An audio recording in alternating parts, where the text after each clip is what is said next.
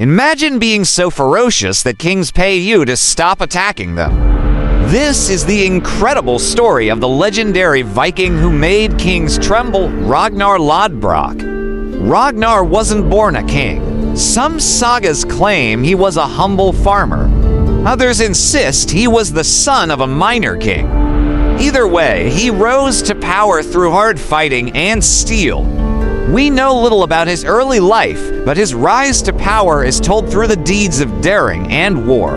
When Ragnar burst onto the scene, he wore strange baggy trousers that some said were made of bear skin. And there was a reason behind this unusual choice of attire. It was rumored that these loose pants could expand and contract depending on where Ragnar stood. If he chose to stand wide-legged, the trousers would stretch, making him appear more imposing. But if he wanted to look smaller and sneakier, he would contract his legs and shrink down. Before long, he earned the title of the most feared Viking of his age. And it all started with his incredible attacks on England. In 793 AD, the world changed forever with the Viking invasion of Lindisfarne. Monasteries were seen as easy targets because monks didn't fight back. But as the Vikings grew bolder, so did their tactics and ferocity. They killed everyone in sight. By 830, no one was safe. Not even Kingsport was immune to the Vikings' insatiable appetite for plunder and destruction. One day, the Vikings descended upon England once again, pillaging and slaughtering until King Egbert stepped in to defend his people.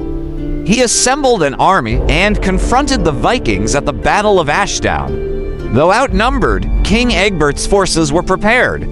The Anglo-Saxon Chronicle tells us that Egbert used a clever trick to catch the Vikings off guard, deceiving them into thinking the English were fleeing. Then, after taking up positions, the English turned and attacked. The Vikings were defeated. News of the victory spread across Europe, and King Egbert's fame grew.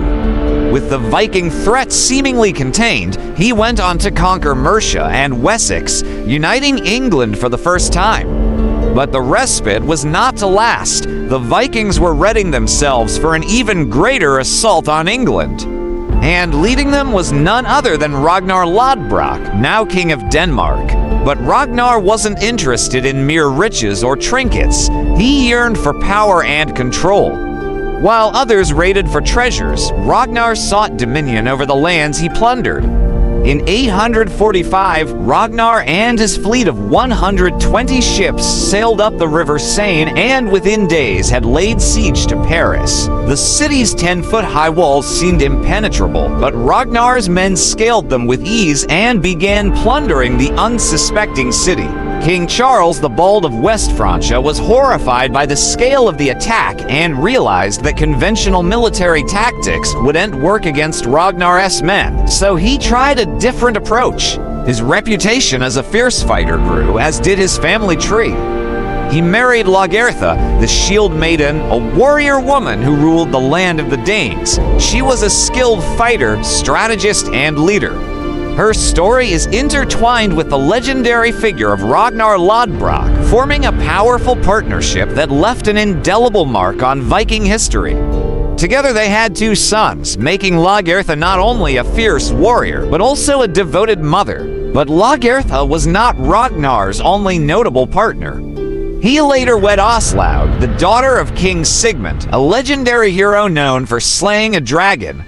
It was through Aslaug that Ragnar had some of his most famous sons, Björn Ironside, Ivar the Boneless, Sigurd Snake-in-the-Eye, and Ubbe. Together, this formidable quartet would become known as the Sons of Ragnar, each leaving an enduring legacy on Viking history and folklore. The Sons of Ragnar were more than just historical figures. They were larger-than-life characters whose deeds became part of Viking mythology. Björn Ironside was renowned for his strength and military prowess. Ivar the Boneless, despite his name, was a brilliant strategist and leader. Sigurd Snake-in-the-Eye was famed for his wisdom and his ability to see omens. Ubbe, the youngest, was known for his bravery and his numerous successful raids.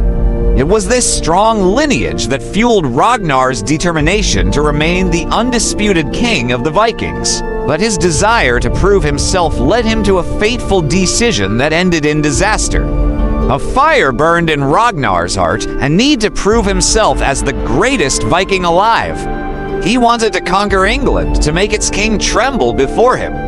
And so he set sail for Northumbria with only 6 ships, thinking he would capture the kingdom by surprise. But he underestimated the vigilance of King Aella, who was ready for him. Ragnar was captured and thrown into a pit of venomous snakes. Yet he laughed in the face of danger, a wild glint in his eye. How the little piglets will grunt when they hear how the old boar has died, he declared. These weren't just boastful words. They were a grim prediction of what was to come. Ragnar's sons heard their father's mocking laughter carried on the winds, and they were filled with righteous anger. Björn Ironside, Ivar the Boneless, Sigurd Snake-in-the-Eye, and Ubbe, along with their half-brother Halfdan Ragnarsson, united their forces and prepared for battle. Their objective: avenge their father and punish the treacherous King Aella. The following year, the Great Heathen Army set sail from Norway and Ireland, descending upon England like a storm. King Aella stood against them, but his army was no match for the Viking horde. The sons of Ragnar fought with the ferocity of lions, their battle cry echoing across the land, revenge for Ragnar. The English chronicles tell a tale of devastation and despair as the Vikings ravaged the countryside. They fought with swords and axes, with shields and spears, until the battlefield ran red with blood. Finally, they reached Bebenberg, where King Aella had taken refuge. The fortress fell and Aella was captured. According to the Anglo-Saxon Chronicle, the Vikings dragged him to the river Derwent, where they executed him in the most brutal manner imaginable. They ripped apart his chest, pulling his ribs apart to form wings, turning him into what is now known as the infamous Blood Eagle. The Vikings then crucified him, nailed to a cross as a warning to any who might defy the great Ragnar Lodbrok. The story of Ragnar Lodbrok, the legendary Viking who made kings tremble, lives on, not just in sagas and chronicles, but in our collective imagination. He remains a symbol of bravery, ruthlessness, and the spirit of adventure.